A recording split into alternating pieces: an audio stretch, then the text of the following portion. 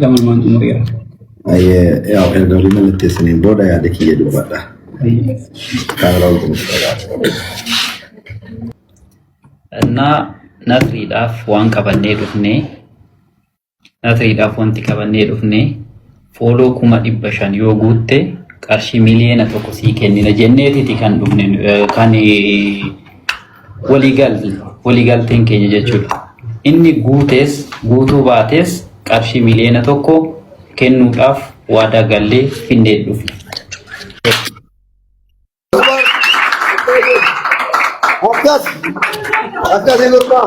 Allahu akbar. Allahu akbar. Allahu akbar. Wallahi Rabbi senamil kayf. Abban kayfan abbat adunya. Ammas qarshi miliyoona tokko miti. Qarshi miliyoona lama kennuudhaaf. Miliyoona lama. Kanas immoo egaa abbaa ifas ni goonu. Challenge kan qophaa'e nama 100 yoo guutee jedhee followers 100 yoo guutee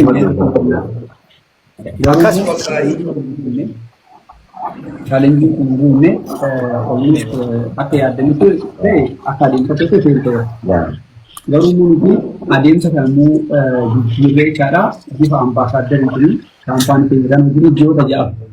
Ambaasaaddarii faasilee baay'ee isa ayina kanaaf immoo isa amma kana walitti qabnee qarshii miliyoona 2 kennu boorolleerra miliyoona tokko immoo amma kan kennu yommuu ta'u isaaf immoo adeemsanii goota jira kana keessatti kan isaa kaffalu ta'a jechaadha.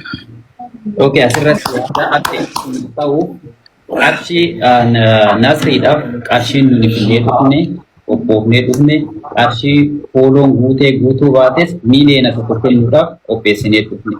Dabalata immoo nu wajjin akka hojjetu ambaasaaddarannata fillee miliyoona tokko ammas daballee fi miliyoona 2 finnee dhufne yoo nu wajjin hojjete ambaasaaddarannata nu wajjin fufaa kaampaanii kan wajjin waan guddaa hojjetee bakka guddaa gahuudhaaf nama danda'u arginee jirra hojii isaa laalleerra.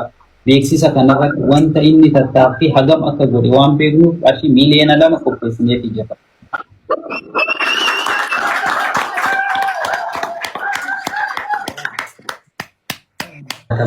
Inni biraa immoo dabalanni gaafa viidiyoo waraabu Nasriin hawwii haadha manaasaa hawwiidhaan maal barbaadda mee qarshii kanarraa maal barbaadda jennaan maal jettee viidiyoo kutameen argee Okamu video waraabameen argee ani biyya galee maatii koo arguun barbaada tajettu video ishee argee video san laaleen ture kanaafuu hawwiidhaafis tikeettii VIP biyya geeche ittiin deebitu yeroo barbaade tikeettii fast delivery kaampaanii tikeettii qopheessee jira.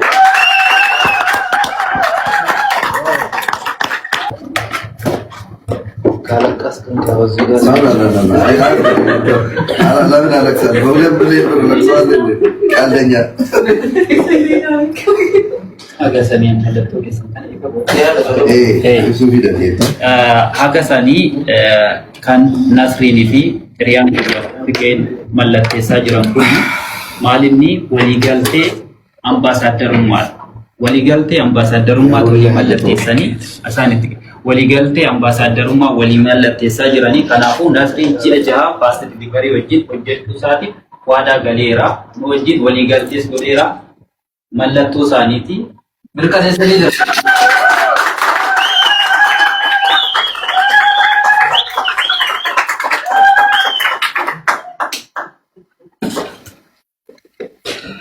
Hayyee kabajamtootaa fi jaalatamtoota ilmaan Oromoo akkasuma lammiilee Itoophiyaa karaa laayivii kanaan nu daawwataa jirtanii jalqaba irratti ani yeroo kamiyyuu khayrii na mudatus sharrii na mudatu keessatti illee alhamdulillah jedha akka nama islaamaa tokkotti alhamdulillah rabbil aalamiin bu'aa bayii jireenyaa hedduu keessa darbee sadarkaa nama miliyoonota badhaafamuu fi ambaasaadara namaaf mudamuu gahuu kootiif faaruun rabbii kootiif haa ta'u dadhabbii hedduu booda bakka kana gahee itti aansuudhaan ammoo obboleewwan koo abbootii qabeenyaa dhaabbata fast delivery Fiqee fi Gazee jechuudha.